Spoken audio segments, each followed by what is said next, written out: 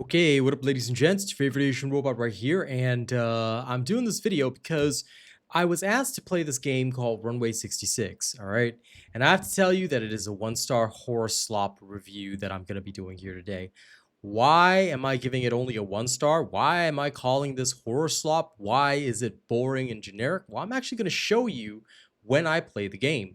Um, just to give you guys a little bit of background, this game is currently available for $7.50, $7.50 Singapore. All right, I believe it's not that different in USD. I think it's something only like $5.99, $6.99 USD. Unfortunately, I can only show you the Singapore dollar price because I live in Singapore. But the game isn't even worth that in my personal opinion. It feels like they just threw a bunch of horror tropes together, hoping that something would stick. The premise is interesting, but well, the execution is very generic. Let me show you. It's better if I just show you directly rather than, trying to talk about it endlessly. Okay, let's get into this right now. All right, and I'll show you what's up. So now you should be able to hear the game sounds and all that. I actually did play it for a bit, but we kind of absolutely gave up. All right, here we go. We're going to start a completely new game. I'm going to show you what's up. Okay. So you start out in a hospital, just like this. All right. If I alt tab out, you won't be able to hear the sounds, but I'll stay mostly in. You have 66 hours to succeed. So first of all, they tell you that there's 66 hours to succeed, but it's not like there's a timer in this game. So you start awake. Okay.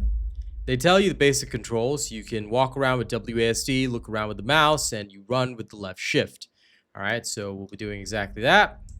You have no flashlight and things like that, so I've already adjusted sensitivity and everything. You can sort of move a little faster if you press the left shift. Okay, let's get into it. So you start out here, you open this door. Then it says flashlight F, night vision V, but you can't actually tap that. You have to actually like literally pick the stuff up. Okay, then you tab to check your diary. It's a very generic diary that has also been seen in other similar games. You've got a health bar down there, all right, and a flashlight power bar, but as far as I know, these are not actually applied because your flashlight, as far as I know, lasts forever. Kind of same with your night vision. Your night vision doesn't ever run out. It says you've got 11 minutes of night vision time. This will not run out. Just to prove it, I will have it up the entire time. Okay, great. So now you can start moving around. You can't touch any of these drawers or anything. All right, it's lovely. A lovely hospital. Yeah. I'm afraid the body is beyond recognition. Identification is impossible. At first, the voices sound good, but they get softer and softer as the game progresses, which is also another problem. My camera battery, once again, stays at 100% the entire time. You can pick up these notes and read them, but as you can see, they're also designed in a very generic manner. Patient record, name redacted, gender female, disease, plane crash, 0314. You know, all of them have the same time of death. They make it sound important, but it actually isn't. Now, if you want full horror vibes, I guess you could walk around with this flashlight, all right? As you explore, oh my, you see something run across your screen. Super generic, right? Okay, but I mean, you can do it this way, or you can just walk around in night vision. Up to you. You'll hear whispers and shit. You know, there's a little scare like this, but nothing actually happens. Like, there's nothing actually around that scares you. It's just literally your character getting jump scared by a sound. The diary updates and says you gotta look around the airport to find your way out. Okay, fantastic. So you hear a voice saying, hey, I love that at first, until I realized it amounts to absolutely nothing. So you hear all these sounds as you're going around, but nothing actually happens. That's kind of what bothers me. Like, these things play, but I don't see anything happening. Alright. Now you see something there. It does this little jump scare for you, but the thing is, it's literally just a cheap jump scare. That's all you really get. And you can now explore around the area. Okay.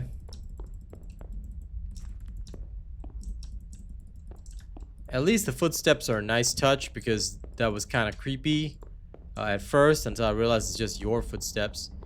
You can jump, FYI. And can I go behind the counter? Yes, I can. Okay, so I go behind the counter.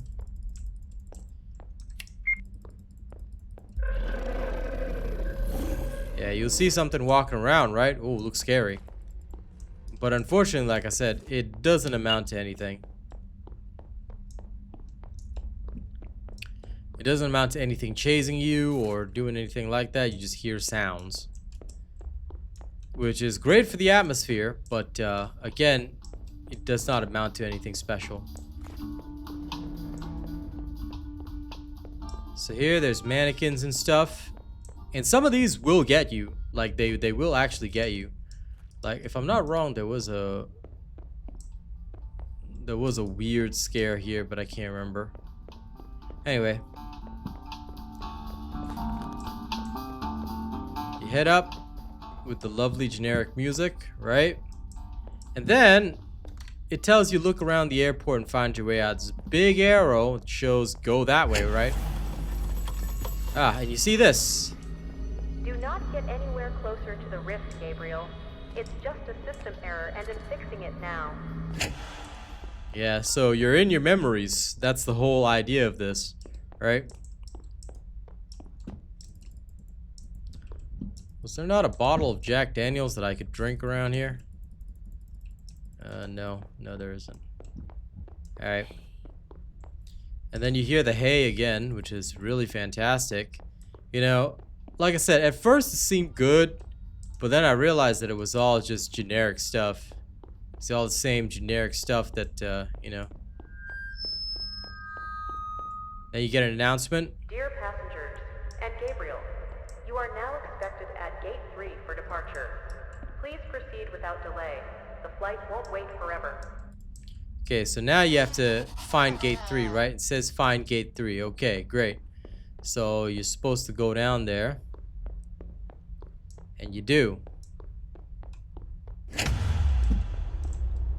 There's a couple more cheap scares, if I'm not wrong. Again, the sound, but nothing really happens. Then you see, like, this balloon thing. Sorry, you got to turn off your night vision. Controls are a little clunky, but you read this and you get the little Comic Sans font. But the notes are all generic like this, so they're all designed in this manner. So, which is why I felt that it was Slop-like, because it wasn't.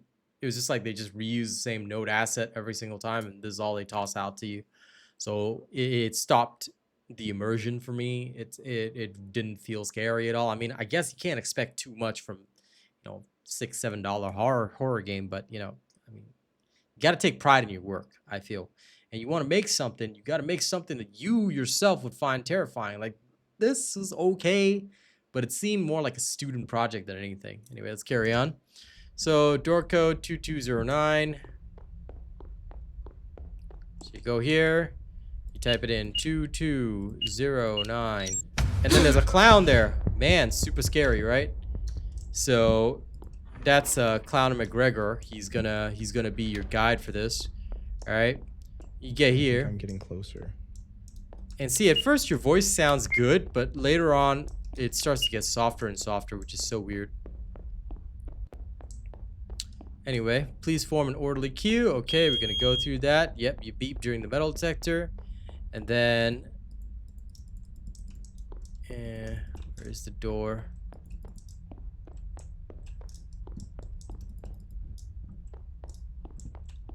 Oh, there's Clown McGregor. He disappears though. See, you can't open that door without solving this puzzle. So, with Clown McGregor in there ready to kill you, you have to read this paper. Sorry, once again. So the paper just reads that one guides souls through sacred halls, her prayers echoing in the dark.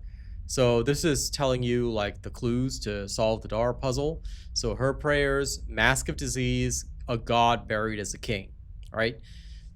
3 who touch death, not with fear, but with purpose. Find them among the faces, choose wisely, and the past shall open the way. So here you go. These are the so-called faces. Now, if you turn on the night vision, you can actually see all of them. All right. You have to choose her prayers. So obviously you're going to go with the, oops, sorry. You're going to go with the nun. Then you've got the plague doctor right there. And this all looked to me like they used AI art for the concept, but whatever. I'm not going to make any bones about it. Okay, so you've done all that. Door opens, and then you see this, you know, dude just hanging out there, looking creepy and scary, but it's actually just a mannequin. So there was no jump scare for that, weirdly enough, but anyway. If I'm not wrong, there is a jump scare here. Oh, yeah, okay. So the light goes out, and then you see all these mannequins. Now, this is pretty frightening, not gonna lie. They all start turning to look at you, which again is another similar horror trope. And then, of course, this guy's gonna jump out at you. So after the first few times, do you see how it kind of felt like Slop? Because it was just like, just piling the jump scares on. It didn't feel atmospheric or that I was solving a mystery. It just felt like I was, you know, walking around just to get jump scared. Now, this is one where you have to sort of run. If you don't, this thing will kill you. And Clowner McGregor will just beat the crap out of you. So this is your first real death sequence, alright? But the funny thing is that they don't actually warn you about this. So we're gonna go through it again, and we're gonna continue. So you hear this demon mommy talking about breastfeeding time and all that. I know some of you guys will be into that. But here's the thing, all right? Once you start doing this, right? You hear these sounds, and this guy, he'll just chase you slowly.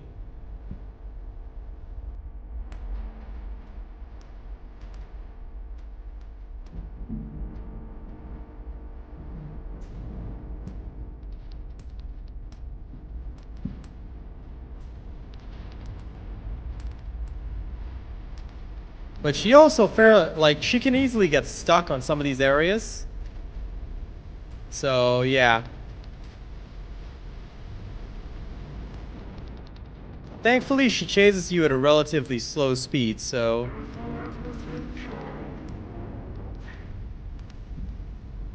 Oops.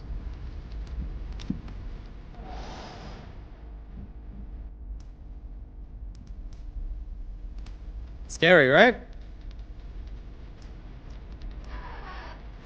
That is, until you get to gate 3. Once you get to gate 3, she just sort of stops there. So... after that, yeah, you can kind of re-enter if you want, and she will sort of come after you again. But this is where it gets buggy, because technically she's supposed to completely stop.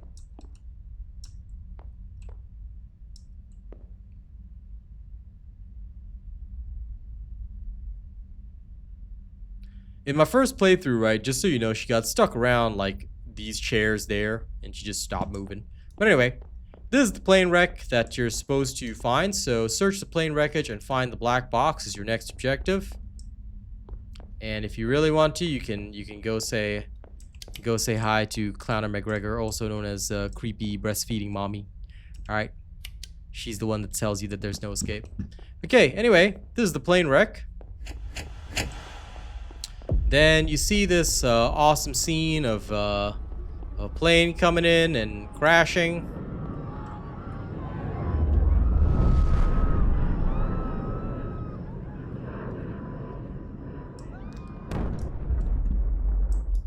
It would have been cool if there was an explosion in the distance, but unfortunately there isn't one. The black box is fairly easy to get to. If only I knew that the first time around, because I tried exploring the front of the plane. But the black box is actually located in the back. So you head up here. And this is where it gets annoying, because your jumping in this game is more than a little bit limited. So because your jumping is limited, well, if you fail, or you end up in a clunky spot, you have to sort of make your way back through and try to get around to the other end. If I'm not wrong, I have to go all the way around again. So you have to jump and make it to the back of the plane. And that's the only way to progress here. So this part gets a little bit annoying.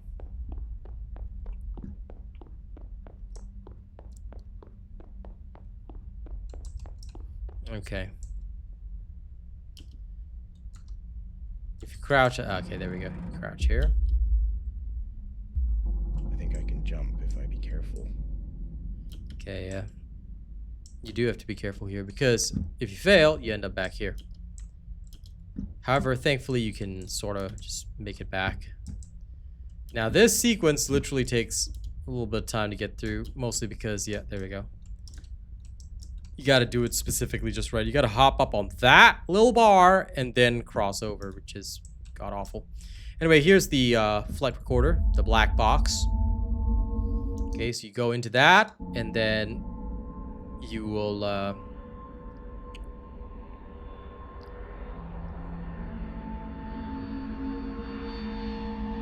We're losing control. Engine 2 is out. Landing gear not responding. Rapid altitude drop. We're at 1,800 feet and falling. Everyone, buckle up now. God, this isn't right. We weren't supposed to be here. This isn't a malfunction.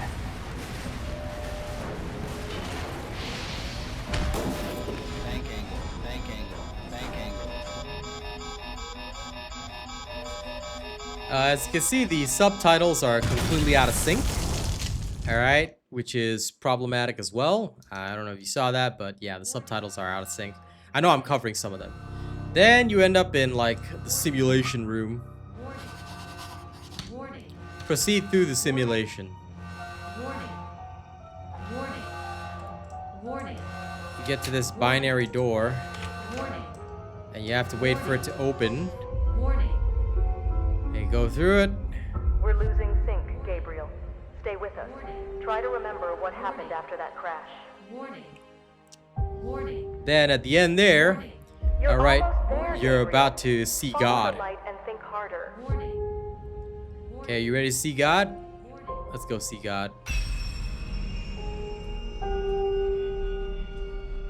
You're doing great, Gabriel. Keep doing what you're doing and we'll be fine. That's lovely.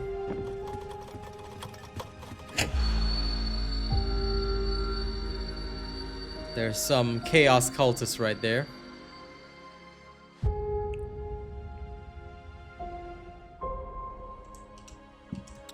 And then now you have to turn around. Go the other way. This is it. You're almost there. The truth is right in front of you. Remember, Gabriel. Like, what I didn't like about this sequence is that it made it seem like literally the ending when you're only kind of just getting started. Anyway, you end up in hell. Now, I would have loved if we could have explored this more because this area looked a lot more interesting than any of the other areas you've been to or will be to. Alright. Memory sequence complete. Initiating transfer. 3, 2. And unfortunately, you don't get to explore hell. And after that, you end up in this mountain region with the fragments of the plane all around you.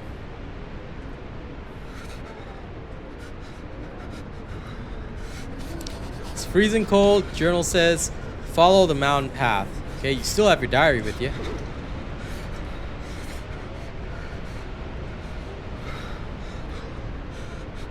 Now, in terms of generic horror, do you know what's going to happen next? Facility in the mountain.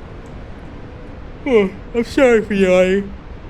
I'm filming this late at night, but also, like, this doesn't really hold my interest. It's cold, you need to find shelter. You see, you barely even hear that now, and the voices only get softer from here. Well, like I said, it just gets annoying, so.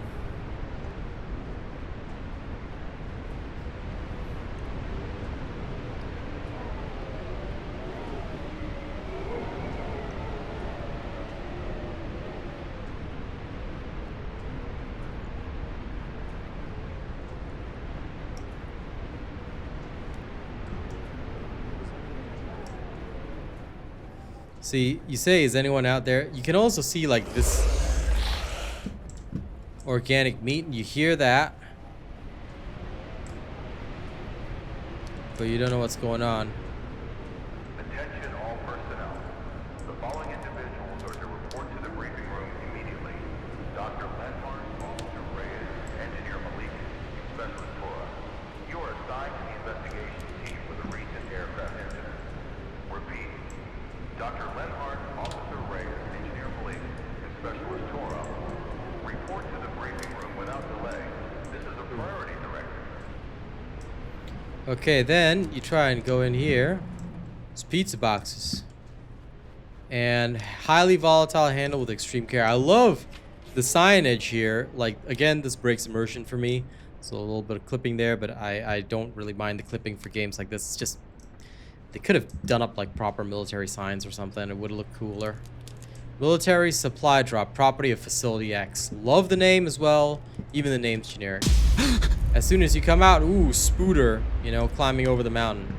So, like I said, it's just a collection of horror tropes. You know, it's the same jump scare voice each time. It does get you a little bit the first time around, but that's all it is. It's generic scares.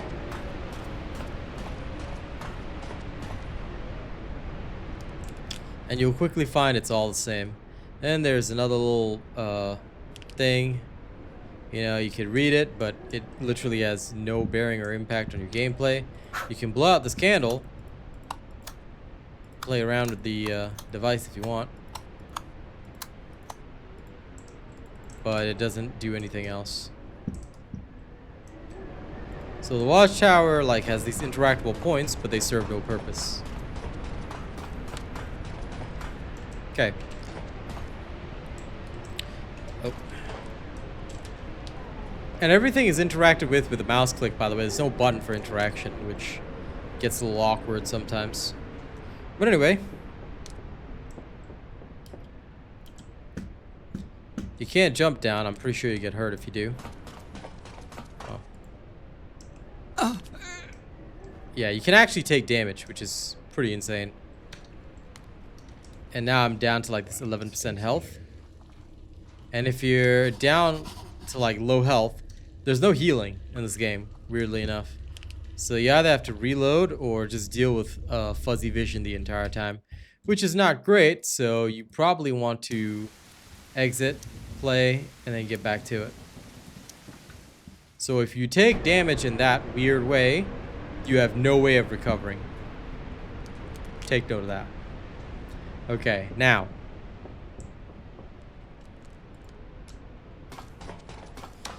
I don't know if it was an oversight on the developer's part, but it's literally no way to heal. Okay. Excuse me. It stinks in here. Yeah, wow, it stinks in here.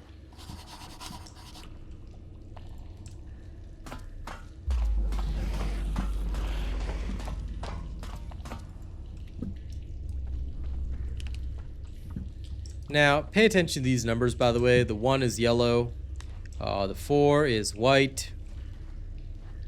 You can also find this little thing. Play around with it.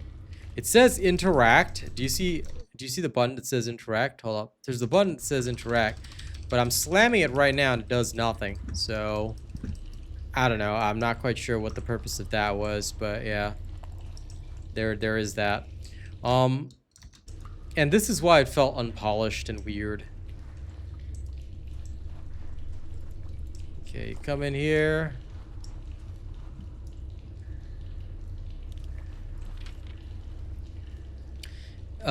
And the note here, right? Yellow is in green. So it says yellow, white, blue, pink, right? Enter the numbers in the exact color order. But the yellow, white, blue, pink is shown on the wall, so anyway.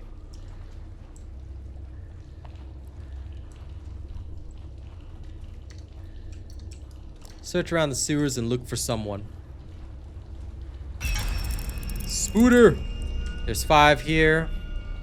And there's 3 there. So 1, 4, 5, 3. Remember that, yeah?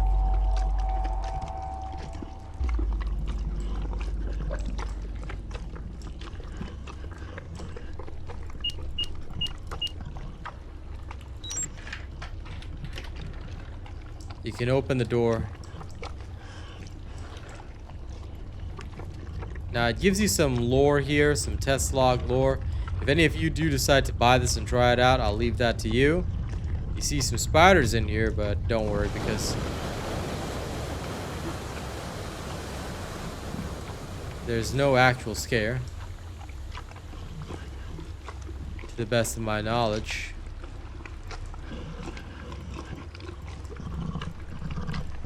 It looks like there's buttons, but there's nothing you can press here, to the best of my knowledge.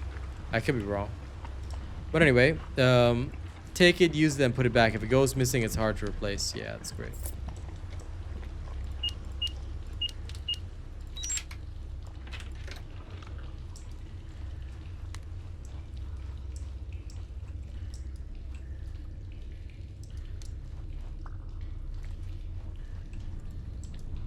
Notice that the sounds have stopped.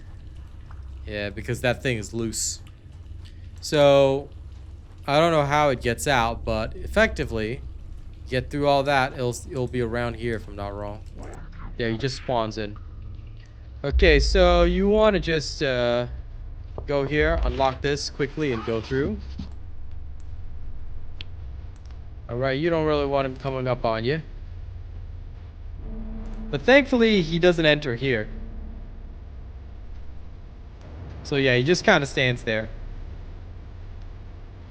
So it gives you the creepy chase music, but to the best of my knowledge, he doesn't actually come up.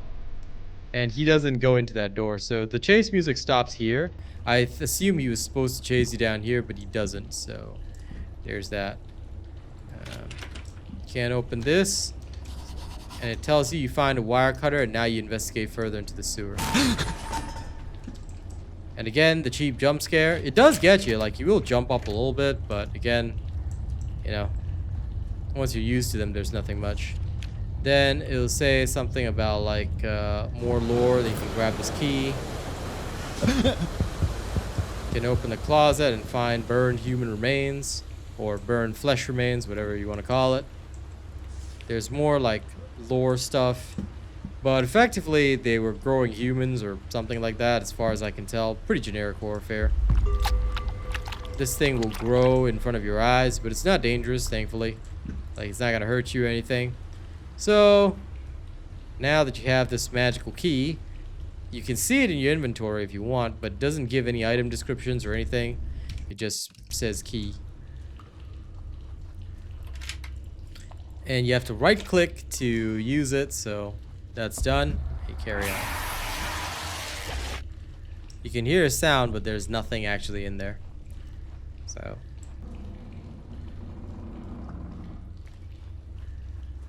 I think I find an exit. do you see how the voice got softer finally? So yeah.